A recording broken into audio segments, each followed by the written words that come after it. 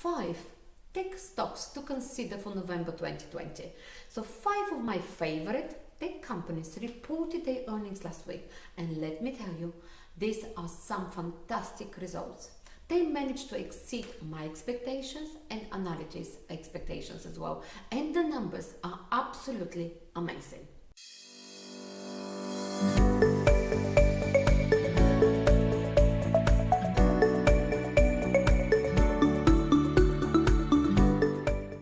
Hello everyone, and welcome back to Investing with Antoinetta.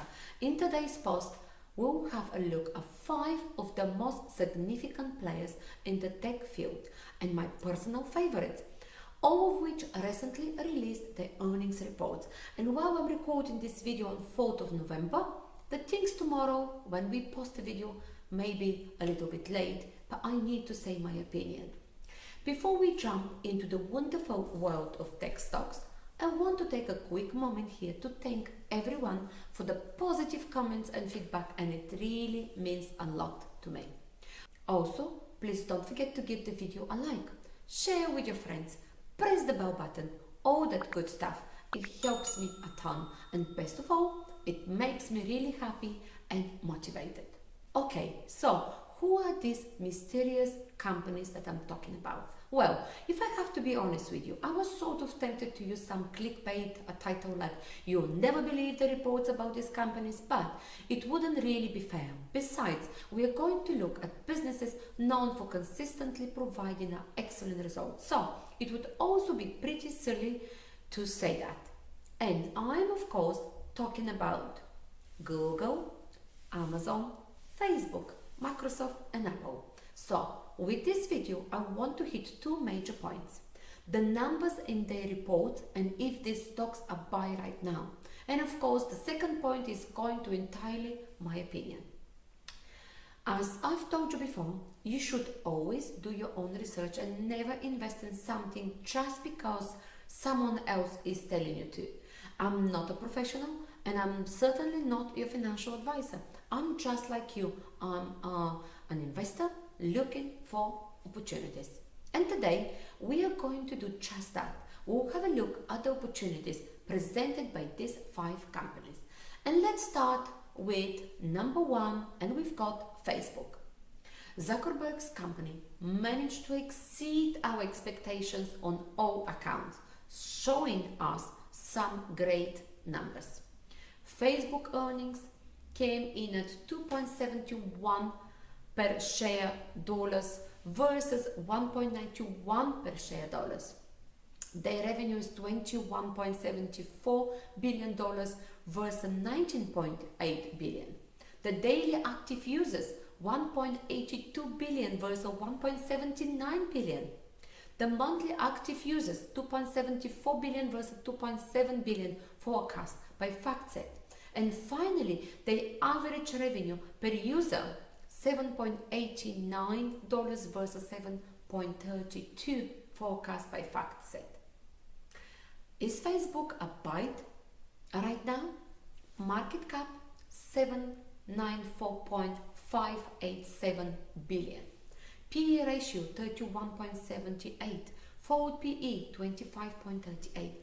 Facebook's balance sheet is amazing, really impressive. They are over 60 billion in the positive with virtually no debt to speak of. Facebook estimated earnings per share are expected to rise by about 30% between 2020 and 2021. Their revenue is also expected to grow by over 24%, and that's super impressive. Facebook is definitely the number 1 growth stock on this list, not just in terms of the bottom line, but also the top line as well. Is Facebook a buy right now? Yes, it's definitely one of the most attractive company on our list and the one I'm the most excited about at this moment. Remember, this can change at any point. I'm not saying that I don't like the other Amazon, Google, Apple and Microsoft. We will tell you just now what I think about them, but I'm not going to sell any of my position in Facebook. I'm gonna keep it. If it stays under 300, I will keep adding a little bit more. Amazon. Alright, so what about Amazon then? Well, they managed to not only exceed the forecast but also scored soaring profits and an outstanding 37% revenue growth. So here are the numbers for Amazon. Earning per share $12.37 versus $7.41 expected. Revenue $96 billion versus $82 billion expected. Is Amazon a buy right now? Market cap 1.58 trillion, PE ratio 92.05, 4 PE 57.40, and after this year's very impressive numbers, Amazon is expected to grow 18.3% during 2021. Personally, I expect them to grow a bit more, maybe say 20-ish%. They're just on such a road that it's hard to believe there is anything to stopping them. Analysts also expected them to do about $7.40 and they managed to do $12+. And so far as EPS next year, however, the estimation is a bit iffy in my opinion, because remember guys, we're talking about Amazon here. The number can be way more than what's expected, but can also be way less. Honestly, there is no real way of telling how the EPS will go with them. I would be surprised if they had 30 EPS or 60 EPS. It's just how Amazon rose. The 4 PE of 57.40 is also something to be expected here, especially considering the massive growth they pulled this year. Now, let's talk balance sheet. They got about 70 billion in cash and cash equivalent and about 48 billion in long-term debt. So, all in all, we're looking at about 20 billion in the positive. And even if they can't really hold a candle to Facebook or Google in terms of balance sheets, their numbers are still very respectable. Now, let's take a look at Alphabet's Google. Google came in at $16.40 earnings per share versus the expected $11.29.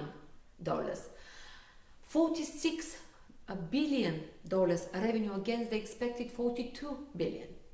Google Cloud $3.44 billion versus $3.22 billion.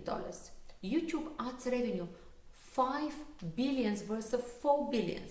Traffic acquisition cost $8.17 billion versus $7.66 billion. Is Google a buy right now? Market cap $1.159 trillion, PE ratio 33.16, 4 PE 27.25. Now, if you want to see what a gorgeous balance sheet looks like, all you have to do is take a look at Google.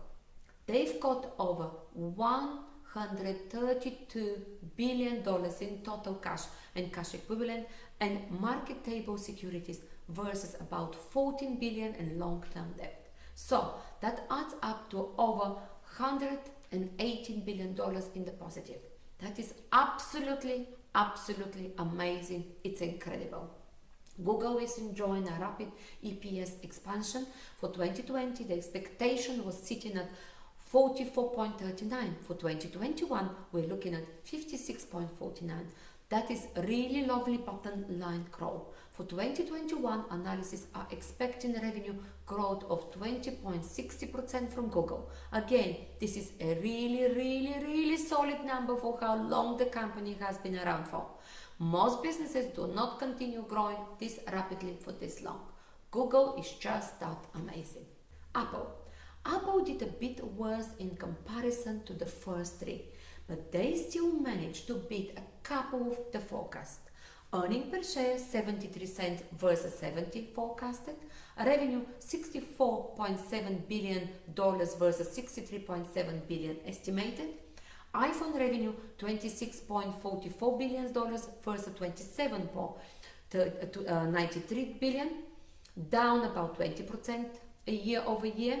Service revenue $14.55 billion versus $14.08 billion. Other product revenue $7.88 billion versus $7.40 billion forecasted. Mac revenue $9 billion versus $7 billion.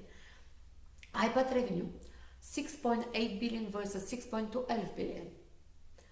So, gross margin 38.2 versus 38.1, estimated up 0.1%. Is Apple a buy right now? Market cap 1.9 trillion, PE ratio 34.52, 4 PE 28.25.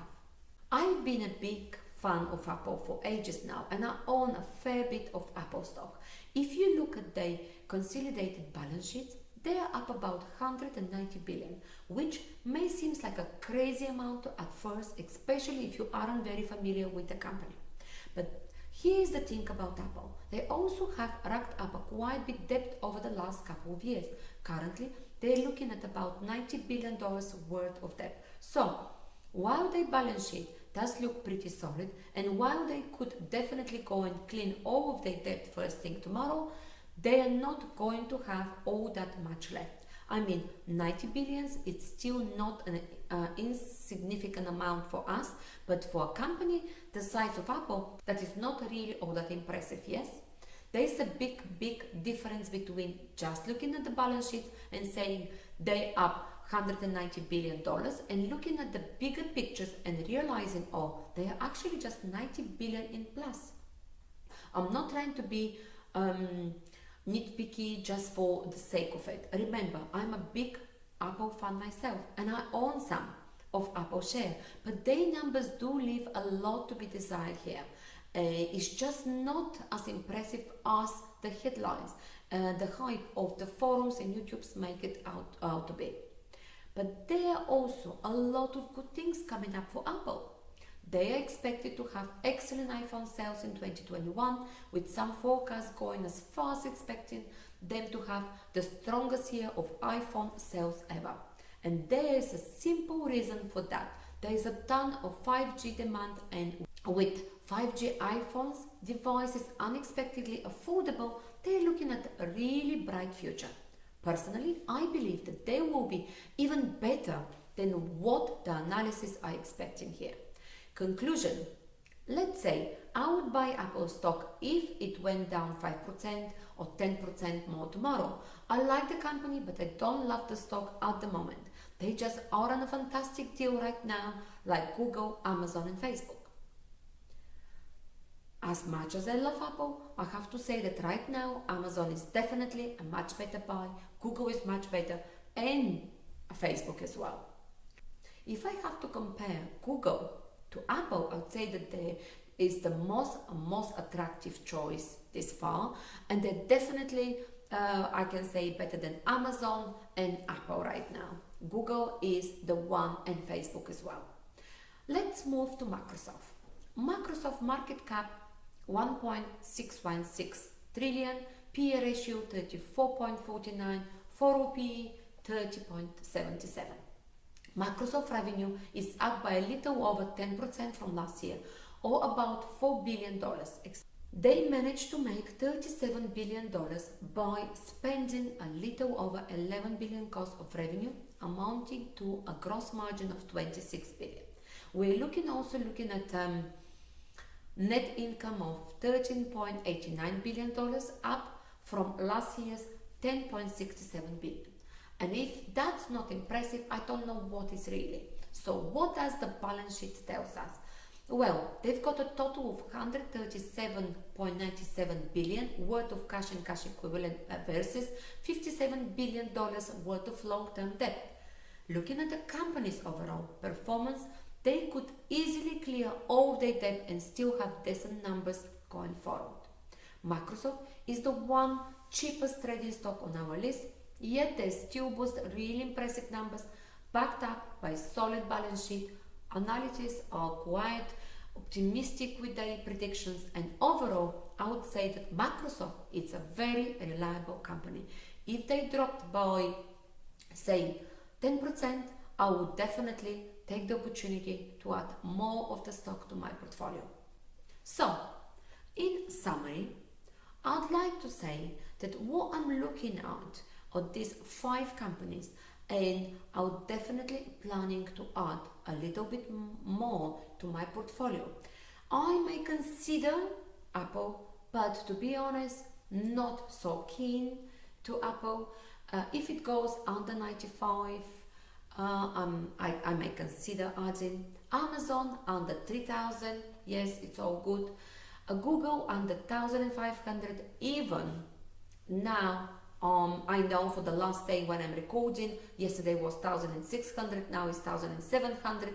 So I'll see how it'll go up to next week. So I might miss that, but I'd love to have some more.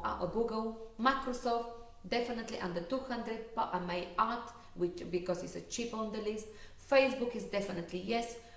When it's still under 300, I'm definitely gonna add more and more Facebook. So before we wrap it up for the day, I want briefly to talk about my favorite daily newsletter service, Morning Brew. I already mentioned them in my previous video, but I just can't seem to get enough of their daily newsletters. They help me stay in the know about business world and save me a ton of time and effort, because I don't have to go and searching for the information. Instead, all I have to do is just open my inbox and scan through a bunch of neat summaries handpicked by their team. It's great. If you want to try out Morning Brew, the referral link is below this video. Yes, so that is all, folks. I hope you enjoyed the content, and if you did, please don't forget to let me know by hitting the thumbs up button and sharing the video with your friends. As always, you can feel free to ask me any question about these stocks, about the business investing or success in general in the comment section down below. Thanks for watching. Until next time, stay green and motivated.